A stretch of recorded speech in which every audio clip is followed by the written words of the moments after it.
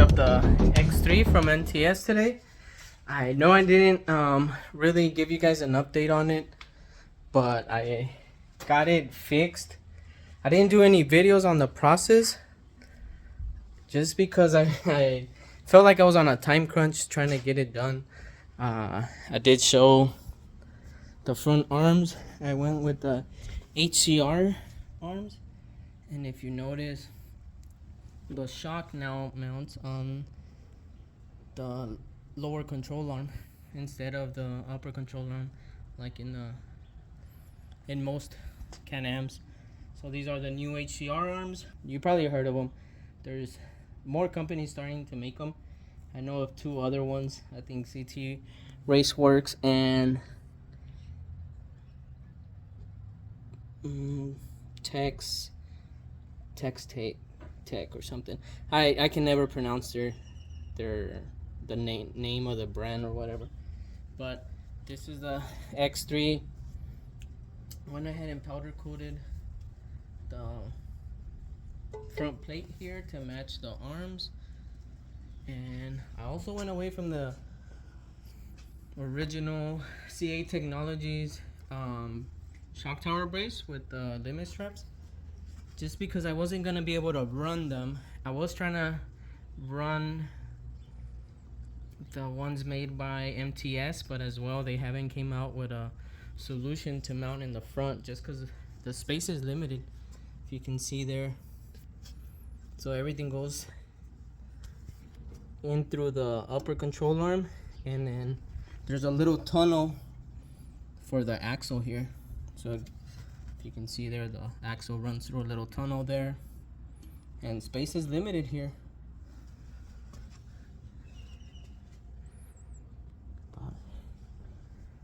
Oh, and I got the billet knuckles. I think these are, for my type of riding, they're overkill, and they were really pricey, but they're double shear on the lower and upper, and they're a really well upgrade.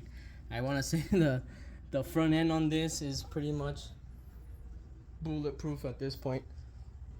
Just after picking it up today, well, I took it to them. I knew it wasn't working. I had diagnosed it a little bit, and the gear, what do they call it? Gearbox. So pretty much your power steering, it goes out once you have some type of front end damage. So some people have hit a rock and it caused the same symptoms, and it turns out that mine went out and they're not serviceable. So you can see it there. All I did was remove the plastic from here. There's a screw here, underneath here, all of these, and then inside the door there's another plastic with 2 bolts. One goes here, one in this area or something, and then one here and one here, and you can get to this point to where we removed them. There isn't a video out there of what I'm gonna be installing. Here's the parts I took off. So I decided to make this video. I was really hoping to just show you guys the Can-Am once it was ready, but it led to this, and I'll be making this video. So instead of replacing with the OEM one, I'm gonna be running the Easy Steer from Super ATV, and I read some reviews on it, and that was the one I decided to go with. There's one other one called e-steering or something like that, but I feel like the 3-year warranty that Super ATV gives is pretty good, to where they stand by their product. Like, not everyone will give you a warranty that long. And I didn't want to go with the same type of with the OEM one, just because I don't want it happening again. And if you haven't researched, these run about $1,200 new. And I didn't, if I was to find one, a used one for $300, I would have bought a used one. But used, they're still running about in between 600, if you're lucky, 600 to 800. And at that point, I don't think it's worth buying a used one.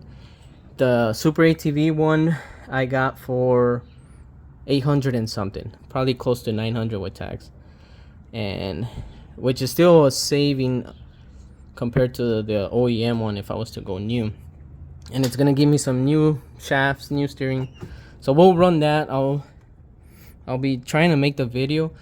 The instructions tell me to go through the top here and remove this, but I'm gonna try and do it without it, because if I do that, I have to remove the light bar, I have to remove my windshield just to get to the screws that run through here. I feel like with this option, I have enough clearance to where I can work with in this area. I did see another video where some guys were replacing this with the original one. They left this on and they were just underneath here, and they got it done, but that seemed like really complicated. You have to kind of lay on your back here and work upwards. And here I feel like I have enough space and clearance to get most of it done, hopefully. But once I get started, we'll know for sure. I did, if you saw in the beginning of the video, I upgraded to the Turbo RR shocks, the 3.0s in the back. If you saw my videos, I was running, they're actually down there, I was running shock therapies, spring kit, and caps. So I decided to redo everything. So we started fresh. We did the valving, MTS valving. We did the MTS caps. It's kind of hard to see on that one. Let me bring you over to this one. I can't lie, I really like the shock therapy caps more than the MTS caps, because these are just generic. It's almost like putting the stock one on, but you get your little nitrogen valve there. But we did the valving, the caps, the rebuild, because I'm already like at 2,000 something miles. So it was time for, if I'm doing this, might as well do it all. And was that all? I think that was all. So we got everything done. It should be ready for Glamis, and we won't be able to test it till then. Maybe I'll try and get it done so I can go test the suspension out. But the fronts are the original from a Turbo R 2.5s. I only have 3 on the adjustability here, and if on the RRs you do it by a screwdriver, which no biggie. New springs as well, MTS springs, everything MTS. But I'm excited. I got my paddles ready. They're all mounted. They're sitting right here. I actually wanted to mount them on to show you guys the new wheels, running the elbow wheels, but I'll update it. So let me get started with this.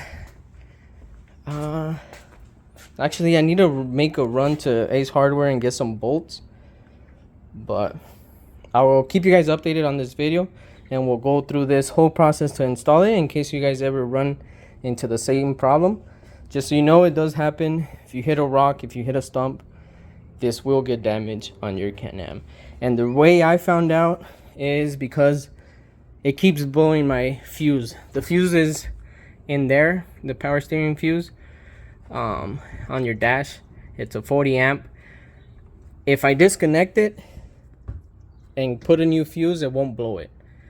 As soon as I put the fuse and the gearbox is connected, here's the connection, it'll blow that fuse instantly. As soon as I turn on the Can-Am, it'll blow it.